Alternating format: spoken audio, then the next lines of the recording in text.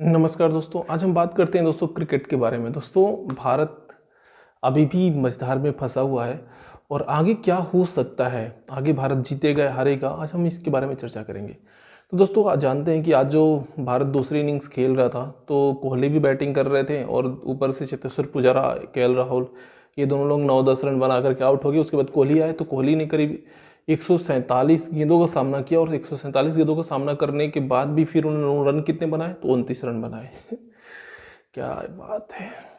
उसके बाद भी विकेट गिरता रहा। उसके बाद कौन आए, ऋषभ पंत आए। ऋषभ पंत आए तो उन्होंने ही खेलना शुरू किया कोहली के साथ। उसके बाद कोहली आउट हो गए 29 रन पे।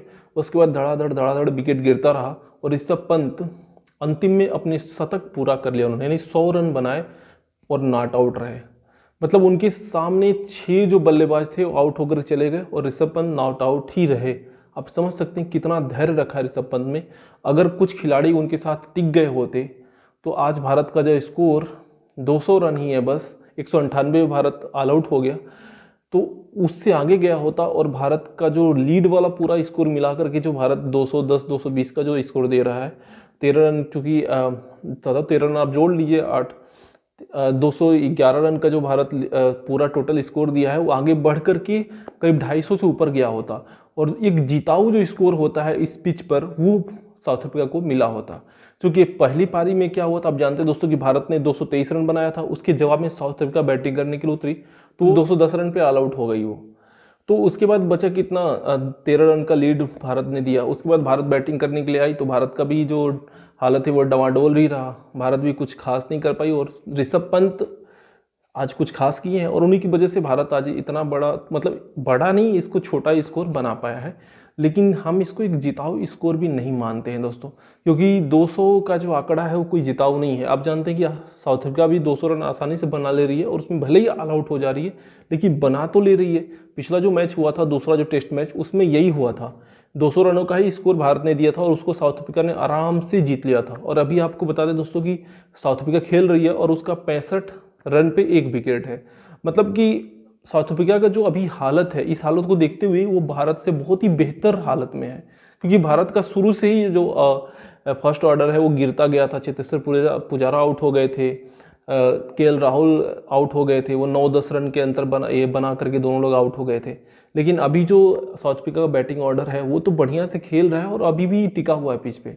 1 विकेट ही उनका गिरा है और फिर भी अभी वो केविन पीटरसन जो है नॉट आउट है और भी एक बल्लेबाज है जो कि भी खेल रहे हैं। तो आप समझ सकते हैं कि साउथ अफ्रीका बहुत ही बेहतर पोजीशन में है। और साउथ अफ्रीका पिछले मैच में भी जो दूसरा इनिंग्स था उसमें बहुत बढ़िया उन्होंने खेला था और धीरे धीरे करते हुए उस मैच को जीत गए थे। और आज भी यही लग रहा है कि आने वाले समय में साउथ अफ्रीका इस मैच को भी जीत लेगा, क्योंकि उसका जो कॉन्फिडेंस लेवल है भारत से बहुत ही आगे है। वो फर्स्ट इनिंग्स में भले ही वो बेकार खेल रहे हैं लेकिन दूसरी इनिंग्स में वो बहुत बढ़िया खेल रहे हैं। और इस चीज़ को ध्यान रखते हुए भारत की टीम को पहली इनिंग्स में भले ही वो भारत ने बेकार खेला लेकिन दूसरी इनिंग्स में इनको टिक कर खेलना चाहिए था। खास तौर पर कोहली को इस पर टिकना चाहिए था। कोहली को 29 रन नहीं से ज़्यादा बनाना चाहिए था। कोहली भले ही बहुत ज़्यादा बाल का सफ़र कर रहे थे लेकिन वो ऋषभ पंत के साथ खड़े थे और ऋषभ पंत को हमेशा स्ट्राइक दे रहे थे। इसका मतलब कि ऋषभ पंत खेल रहे थे और कोहली उनके साथ खड़े थे। तो कोहली को पेशेंस रखना चाहिए था और उनके साथ खड़े होकर के एक बड़ी स्कोर जब तक नहीं बन गया था तब तक उनको पिच पर खड़ा रहना चाहिए था।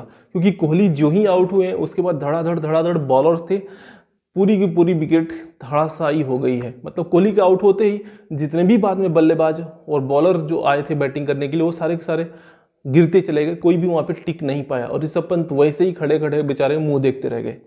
तो ये जो हालत हुई है दोस्तों, ये इसमें मैं मानूंगा कि कोहली की भी इसमें पूरी जिम्मेदारी होनी चाहिए थी और कोहली की ही वजह से सारी चीज़ें हुई हैं। क्योंकि कोहली को पता था दोस्तों कि बैटिंग ऑर्डर जो है वो पूरी तरह से धराशायी हो जा रहा है। और चूंकि फर्स्ट इनिंग्स में कोहली टिके थे, उन्होंने करीब 79 रन बनाया था, तो इस बार भी उनको थोड़ा टिकना चाहिए था, थोड़ा दिमाग लगाना चाहिए था और टिक करके ऋषभ पंत का साथ देना चाहिए था। क्योंकि कोहली बहुत पेशेंस रखे थे, उन्होंने 147 गेंदों का सामना किया था और उनके स्ट्राइक रेट 20 के करीब में। आप समझ सकते हैं कितना उन्होंने धैर्य रखा था। लेकिन फिर भी उनको आज एक बड़ा दिल दिखाना चाहिए था और इस मैच को जीतने के लिए उनको जब तक एक जिताऊ स्कोर नहीं बन जाता 250 से 300 का, जब तक स्कोर नहीं बन गया होता तब तक उनको पिच पर ऋषभ पंत के साथ खड़े रहना चाहिए था। क्योंकि उनके जाने के बाद तो ताश के पत्तों की तरह भारतीय टीम पूरी तरह से बिखर गई। तो ये एक बहुत ही बड़ा साइड इफेक्ट्स है भारतीय टीम का, जो भारतीय टीम पूरी तरह से बिखर गई, ये बहुत ही बड़ा साइड इफेक्ट्स नजर आ रहा है बैटिंग ऑर्डर में। तो इसको भारतीय टीम को ठीक करना होगा। अगर भारतीय टीम इस चीज़ को ठीक कर लेती है तो आने वाले समय में भारतीय टीम बढ़िया प्रदर्शन कर पाएगी। लेकिन दोस्तों कल का जो मैच होने वाला है, जो कल का दिन है, इसमें क्या हो सकता है? इसमें दोस्तों सबसे बड़ी दिक्कत यह है कि बॉलरों को बहुत ही बढ़िया प्रदर्शन करना होगा। मोहम्मद शमी चूंकि 1 विकेट लिए हैं, इसके बाद जो रविचंद्र अश्विन है उनको बढ़िया करना पड़ेगा, और भी जो बॉलर्स हैं उनको विकेट लेना पड़ेगा, और बहुत ही बॉलिंग जो है वो विकेट टू विकेट फेंकना पड़ेगा। मतलब जितनी भी बॉल है वो ज़्यादा से ज़्यादा उनको कोशिश करना पड़ेगा बुमराह को कि वो यार्कर बॉल डालें और सीधे विकेट पर डालें, क्योंकि इससे क्या होगा कि जो बैट्समैन है वो चकित हो जाएंगे और आउट होने की जो संभावना है बहुत ही ज़्यादा हो जाएगी। इस तरह से रविचंद्र अश्विन को भी बॉल को बहुत ज़्यादा स्विम कराना पड़ेगा। अगर वो बॉल को बहुत ज़्यादा स्विम कराते हैं तो बैट्समैन के आउट होने का जो चांस है वो बहुत ही ज़्यादा हो जाएगा। मोहम्मद शमी चूँकि बढ़िया बॉलिंग कर रहे हैं, लाइन टू लाइन बॉल डाल रहे हैं, बहुत ही लेंथ भी नहीं है ज़्यादा उनके बॉल की, तो अच्छी बॉलिंग कर रहे हैं, लेकिन अभी भी बहुत भी सुधार की ज़रूरत है। क्योंकि ये जो 3 टेस्ट हुए इसमें भारतीय जो बॉलिंग है बहुत ही निखर के आई है और बहुत ही तगड़ी बॉलिंग कर रही है। क्योंकि शुरू से ही कहा जा रहा था जब टेस्ट मैच शुरू होने वाला था कि भारतीय बॉलिंग जो कहर ढाएगी, और उन्होंने अपना कहर दिखा दिया। लेकिन जो बैट्समैन है वो दिक्कत कर रहे हैं। रहाणे जो थे वो 1 रन पे आउट हो गए, 9 गेंद खेल करके। आप समझ सकते हैं कितनी बुरी हालत हो चुकी है भारतीय बैट्समैनों की, टिक ही नहीं पा रहे और नहीं कोई खेल पा रहा है। तो ये जो दिक्कतें आ रही है इसको सुधार करना पड़ेगा, और अभी जो फोकस करना है भारतीय टीम को अपने बॉलिंग पे करना है, क्योंकि आने वाले समय में कल जो मैच होने वाला है उसमें अगर बॉलर्स अगर बिखर गए, उन्होंने अगर लेंथ अच्छी नहीं डाली, उन्होंने अगर विकेट टू विकेट बॉल नहीं डाली, तो कल भारत मुश्किल में हो जाएगा, और बेशक भारत पिछले टेस्ट मैच की तरह हार भी जाएगा। तो बॉलर्स को विकेट टू विकेट बॉल डालना पड़ेगा, बाहर ज़्यादा नहीं करना पड़ेगा, या तो थोड़ा सा बाहर फेंके जिससे कि जो बैट्समैन है वो लालच में आकर के हाथ में दे, या तो बॉल को विकेट पर फेंकना पड़ेगा, तभी कल मैच हाथ में आ सकता है। और ज़्यादा से ज़्यादा विकेट लेने की कोशिश करनी पड़ेगी, तभी कल भारत इस मैच को जीत सकता है। अन्यथा पिछले टेस्ट मैच की तरह, दूसरे टेस्ट मैच की तरह भारत इस मैच को भी हार जाएगा।